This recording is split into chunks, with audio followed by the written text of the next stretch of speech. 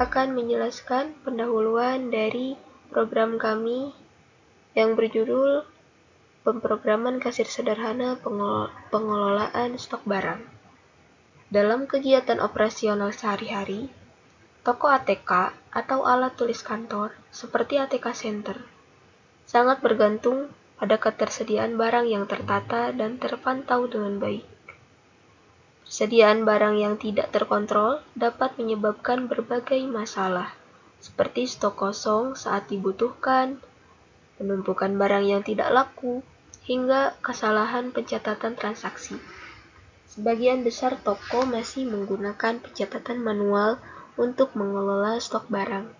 Hal ini sering menimbulkan human error, keterlambatan dalam pembaruan data, serta menyulitkan pemilik atau karyawan dalam mengambil keputusan cepat terkait pembelian ulang atau evaluasi penjualan.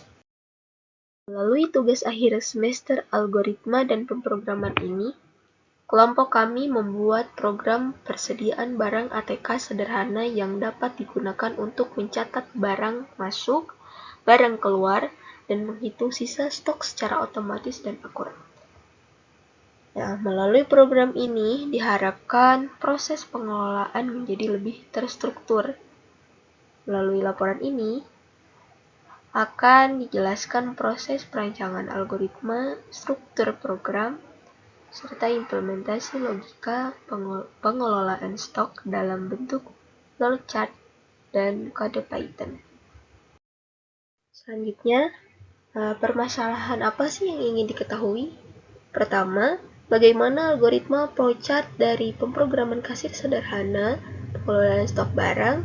Kedua, bagaimana pengkodean dari pemrograman kasir sederhana pengelolaan stok barang menggunakan Python? Ada tujuan.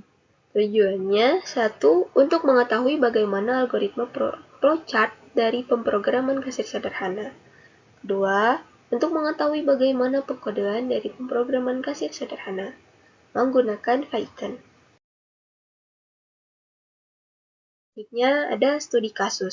Studi kasus dari pemrograman ini yaitu bagaimana mengelola data stok barang secara sederhana, cepat, dan akurat, mencatat penambahan dan pengurangan barang dalam sistem, serta menyimpan data secara permanen agar tidak hilang ketika program ditutup. Ketentuan pada program kasir ini yaitu menginput nama barang, jumlah barang yang ditambah atau dikurangi, dan pilihan menu. Setelah itu, program kasir ini harus mencetak hasil dari input user pengguna, yaitu output tampilan stok terkini, penambahan atau pengurangan jumlah barang, serta pesan valid. Nah, dari studi kasus tersebut, saya akan menjelaskan algoritma dari pemrograman kasir sederhana pengelolaan stok barang. Di sini, kami membuat algoritma berbentuk flowchart. Bisa kita lihat. Pertama, kita main. Ditandai dengan oval, simbol oval, atau disebut terminator atau terminal, menandakan awal atau akhir program. Selanjutnya, kita bisa lihat ada panah. Panah ini disebut arah alur, menunjukkan urutan proses atau alur program. Selanjutnya, deklarasi variabel. Deklarasi ini menyebutkan variabel-variabel yang ada yang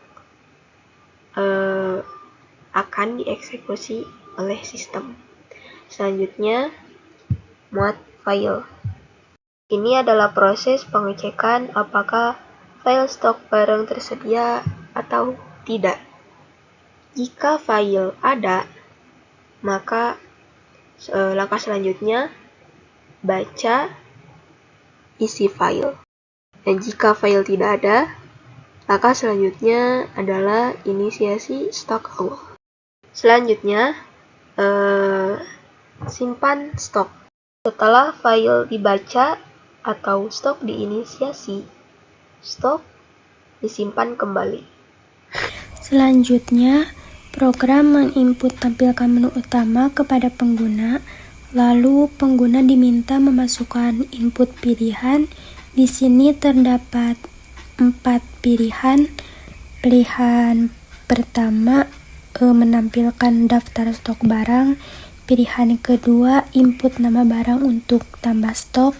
Pilihan ketiga, input nama barang untuk kurangi stok. Dan pilihan yang keempat, keluar.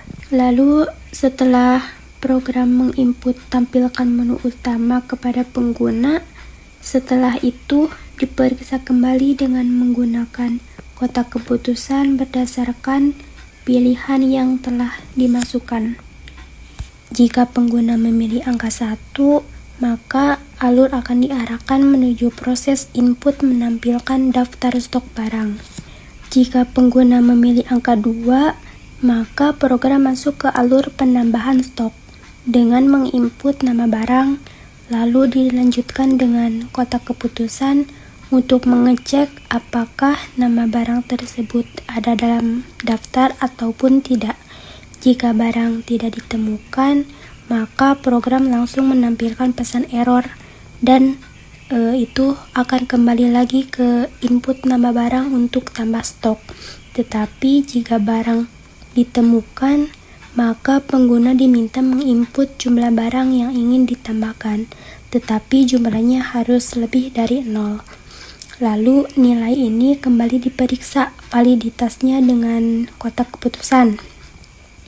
Apakah jumlah tersebut lebih besar dari 0 ataupun tidak? Jika iya, maka program akan melanjutkan proses untuk menambah jumlah ke dalam stok barang.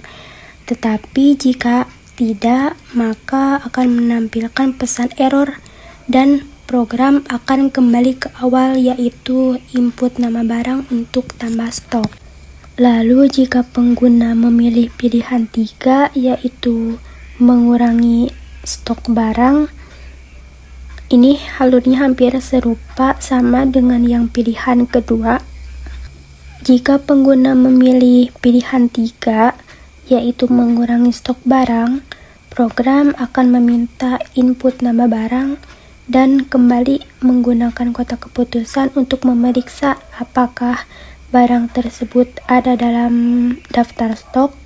Bila barang tidak ditemukan, program menampilkan pesan error dan kembali ke input nama barang untuk kurangi stok. Jika ditemukan, maka pengguna akan diminta untuk menginput jumlah terjual, tetapi jumlahnya tidak boleh melebihi jumlah stok yang tersedia. Jika valid, program melanjutkan proses pengurangan stok barang.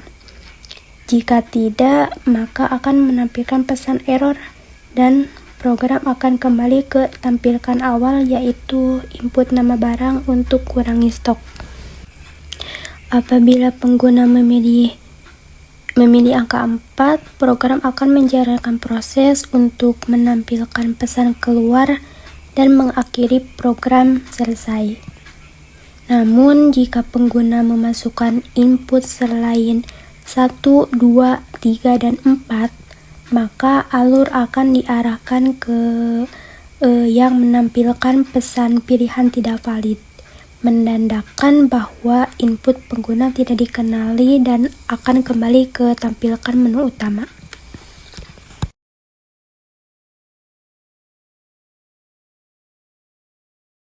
Baik, di sini saya akan menjelaskan program Python yang kelompok kami buat. Nah, jadi seperti yang kita lihat, kami mengimport JSON dan OS. Nah, jadi kenapa sih mengimport itu? Karena si JSON dan OS ini memiliki fungsi, yaitu di mana JSON itu fungsinya untuk membaca dan menulis program yang kita buat dan mengubahnya ke bentuk file terus disimpan di dalam perangkat seperti itu. Nah, sedangkan si OS itu untuk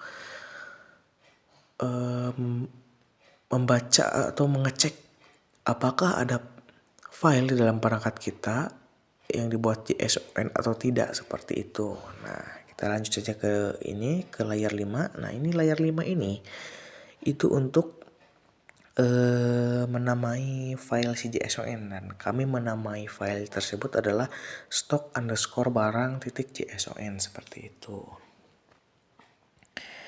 Nah, terus ke layar 8. Nah, ini adalah fungsi si OS atau fungsi JSON dan OS ini, yaitu dan dinamai dengan load_stock. Nah, seperti itu, yang dimana yang if ini adalah fungsi OS, yaitu ada os.patch.exist. Nah, seperti itu, ini adalah fungsi untuk membaca apakah ada file di dalam perangkat kita atau tidak, file yang dibuat oleh JSON itu. Apabila tidak ada, bakal masuk ke ini yang layar 12, yaitu yang else ini.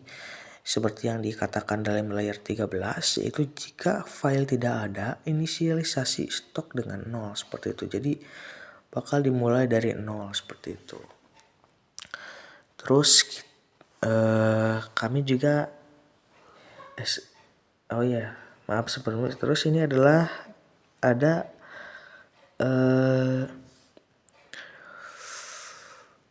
fungsi si JSON, yaitu untuk menyimpan. Nah, ini yang layar 24 ini adalah fungsi JSON untuk menyimpan program ini dalam bentuk file dan menyimpannya di perangkat, seperti itu. Nah, ini seperti yang kita lihat, yang JSON dump yang dibuat menjadi file, seperti itu. Terus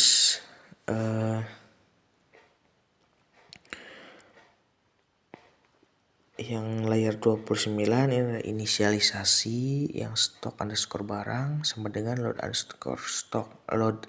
Nah, load stock ini maksudnya stock_barang ini gimana sama dengan load stock ini. Yang load stock itu adalah ini fungsi tadi yang kita buat. Nah, jadi stock_barang ini adalah fungsi load stock, seperti itu. Sama saja dengan fungsi load stock, seperti itu, stock_barang ini. Nah, itu inisialisasinya, maksudnya seperti itu. Nah, terus dalam layar 32 ini adalah kami ingin membuat fungsi untuk ngecek stok barang kita. Nah, seperti itu, dimana kami menamai fungsi tersebut adalah check_stock, seperti itu. Yang dimana fungsinya itu terdapat pada layar 34. Nah, seperti itu. Karena ini adalah fungsi untuk ngecek stok, seperti itu. Jadi bakal dicek oleh fungsi ini, seperti itu.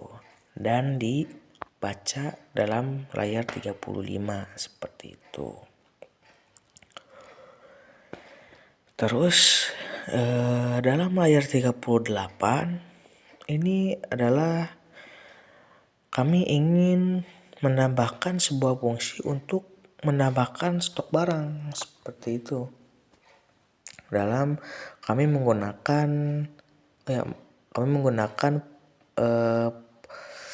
program while true, dan menamai fungsi ini adalah tambah underscore stock, gitu. Nah, sebelumnya apa sih while true itu? Nah, while true itu setahu saya ini adalah fungsi untuk mengulang-ulang, seperti itu. Jadi sampai program tersebut itu dijalankan secara benar, seperti itu. Setahu saya seperti itu. Dan maaf apabila salah, mungkin bisa dikoreksi oleh kalian yang menonton video ini. Terus dalam layar 40 ini adalah kami menyuruh adalah menyuruh si pengguna seperti itu. Input itu adalah kami menginput, ini adalah untuk menyuruh si pengguna untuk memasukkan nama barang yang akan ditambahkan stoknya, seperti itu. Akan menyuruh si pengguna untuk memasukkan nama barang. Nah, setelah itu akan dicek oleh layer 41. Dicek ini, cek stok. Apakah nama barang ini ada di dalam daftar cek stok ini atau tidak. Nah, apabila ada akan masuk ke 42, dan apabila tidak ada akan masuk ke layer 53, yang ini, yang else, yang else. Setelah itu akan menampilkan sebuah peringatan, yang dimana peringatannya itu barang yang dimasukkan ini adalah yang dimasukkan pengguna tidak ditemukan, dan menyuruh untuk coba lagi, seperti itu. Apabila ada akan masuk ke yang ini, yang try, yaitu yang layar 43, itu jumlah underscore barang yang dinamai jumlah underscore barang, jumlah underscore tambah, itu maaf maksudnya seperti itu, yang dimana akan menyuruh lagi. Setelah itu akan menyuruh si pengguna untuk memasukkan jumlah stok nama barang yang dimasukkan pengguna yang akan ditambahkan, seperti itu. Nah, apabila jadi kan masukkan jumlah. Nah, setelah itu menggunakan fungsi if dan else lagi, fungsi dan if dan else lagi. Nah, ini adalah apabila benar akan disimpan oleh stok. Maksudnya apabila ini yang salah dulu aja, yang apabila salah, maaf maksudnya jadi begini. Jadi maaf maksudnya jumlah underscore tambah itu harus lebih dari 0. Nah, seperti itu, yang dimasukkan oleh pengguna itu harus lebih dari 0, seperti itu. Dan maka apabila kurang dari 0, misalnya masukkan negatif 1 atau negatif 2 dan sebagainya yang kurang dari 0, akan masuk ke layer 49 yang else ini, yang dimana akan menampilkan peringatan, yaitu jumlah harus lebih dari 0, seperti itu. Nah, terus ada suatu kondisi lagi, yang dimana apabila si pengguna itu masukannya malah menggunakan huruf, yang dimana misalnya masukkan 20 malah menggunakan diketik 20, seperti itu, bukannya 20, seperti itu. Nah, maka akan masuk ke layer 51 yang except apa sih ini, maaf pokoknya yang ini, yang value error ini akan menampilkan ini yang 52.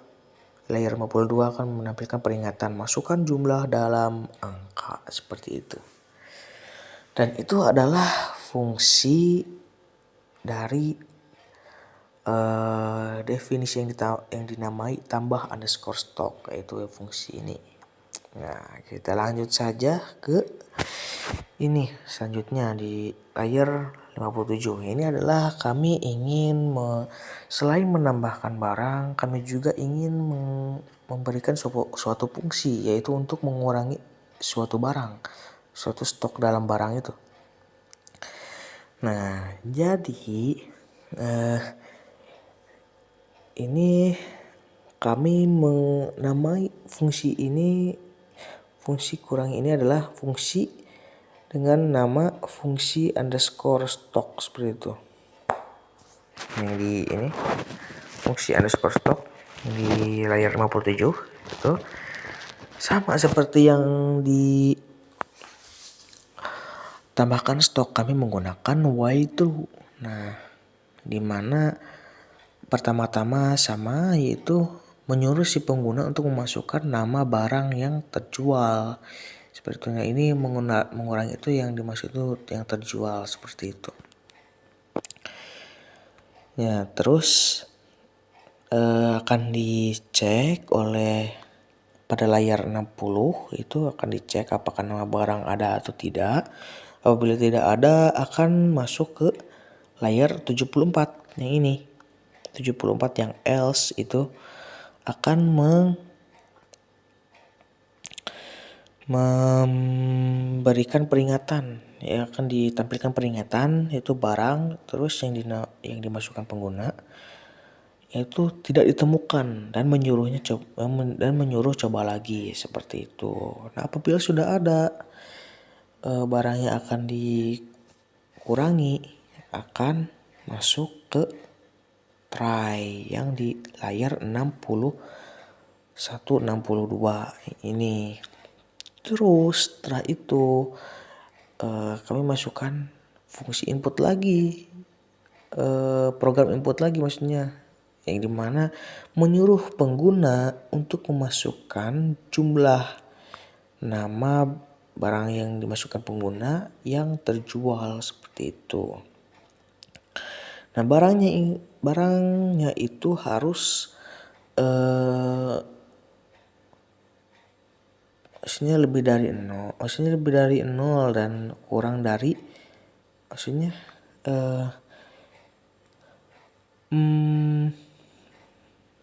harus lebih dari 0 seperti ini, maksudnya harus lebih dari 0 yang fungsi ini tuh, dan si jumlah terjualnya itu harus lebih dari 0.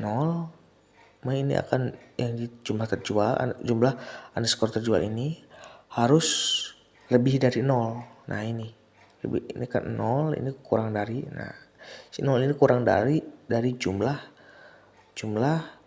underscore terjual ini. Nah, seperti itu. Nah, si jumlah underscore terjual ini harus kurang dari sama dengan stok dari barang, seperti itu. Nah, apabila kita masukkannya kurang dari 0, misalnya masukkan kurang dari 0 tuh, misalnya negatif 1 tuh tidak bisa, karena akan masuk ke ini fungsi di layar 70 akan memberikan peringatan jumlah harus lebih dari 0 seperti itu. Nah, sama seperti tadi, apabila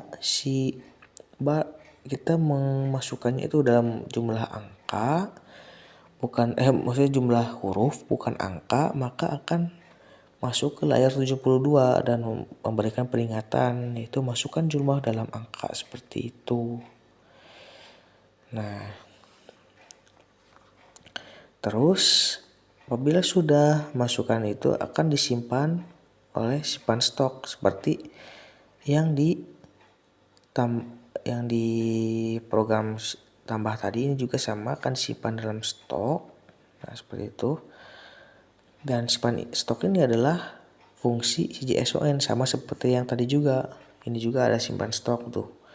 Simpan stok. Nah, sini terus akan menampilkan ini.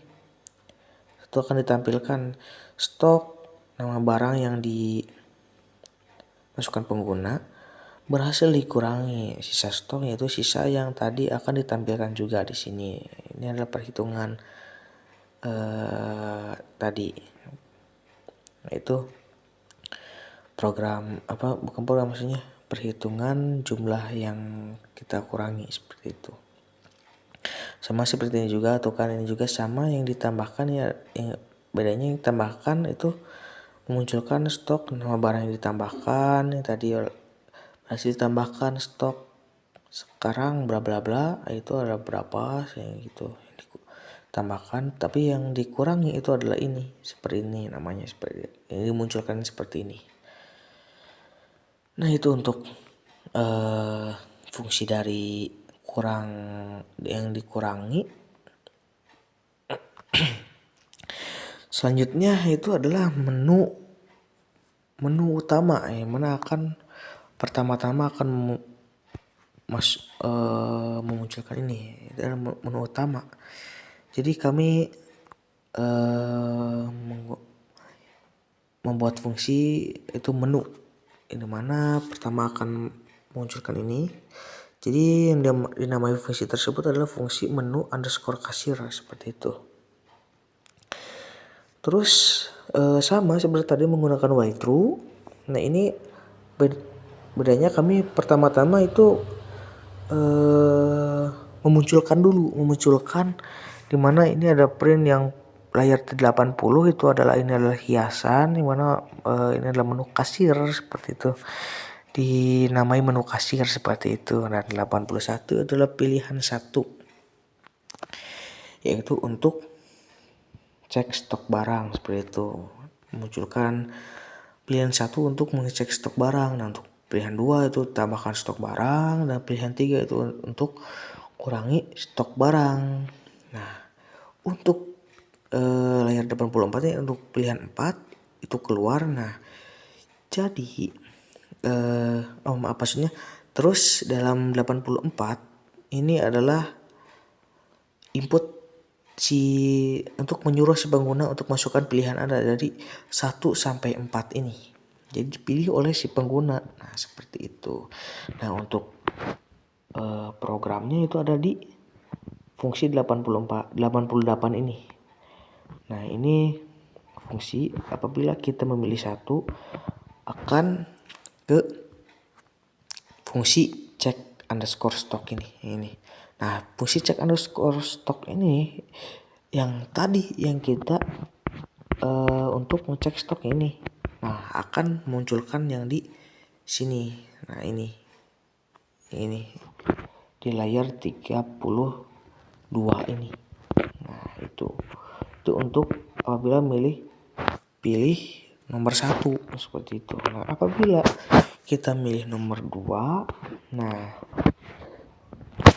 ini akan masuk ke fungsi tambah underscore stock. Nah ini adalah untuk menambah stok tadi yang kita buat tadi, fungsi yang kita buat, yang dimana itu ada di layar, nah ini layar 38. Nah apabila ketik 2 itu bakal langsung ke layar 38 tadi, fungsi layar 38 ini tambah underscore stock seperti itu. Nah apabila kita masukkan nomor 3 yang ini akan masuk ke fungsi kurangi underscore stock ini, yang ini untuk mengurangi tadi yang kita barusan buat fungsi itu, ini kurangi underscore stock ini seperti itu akan ke sana. Nah apabila pilihannya 4 ini langsung ke print atau langsung memunculkan terima kasih dan sampai jumpa seperti itu. Nah apabila masukannya kurang dari 1 atau lebih dari 4, misalnya 0 atau 5, 6, 7, 8 dan seterusnya seperti itu, akan masuk ke layar 97 ini yang else ini, dimana akan langsung menampilkan peringatan yaitu pilihan tidak valid, silahkan coba lagi seperti itu. Nah terakhir itu jalankan menu underscore kasir, yang mana menjalankan ini yang layar 78 ini. Ya itu dia penjelasan dari program Python yang kelompok kami buat. Mungkin selanjutnya akan dilanjut oleh menjalankan program Python ini, itu akan dijelaskan oleh rekan saya seperti itu. Nah sekarang mari kita lihat bagaimana cara menjalankan program ini dan apa saja outputnya. Ketika program dijalankan akan muncul menu utama seperti ini. Di sini kita bisa memilih apakah ingin mengecek stok barang, menambah stok barang, mengurangi stok barang, atau keluar dari program ini. Nah pertama-tama mari kita coba untuk cek stok barang. Untuk mengecek stok barang kita ketik 1, enter, dan akan muncul stok-stok barangnya. Seperti buku tulis di sini 0, pulpen 7, pensil 10, penghapus 0, penggaris 0, dan spidol juga 0. Nah, untuk menambah stok barang kita pilih 2. Kita coba. Nah, sekarang masukkan nama barang apa yang akan kita tambah. Kita akan menambah, coba spidol. Dah. Masukkan berapa yang akan ditambahkan, misalkan 10. Oke, stok spidol berhasil ditambahkan. Stok sekarang 10. Kita cek ya. Nah, spidol jadi 10. Sekarang kita coba untuk mengurangi stok barang 3.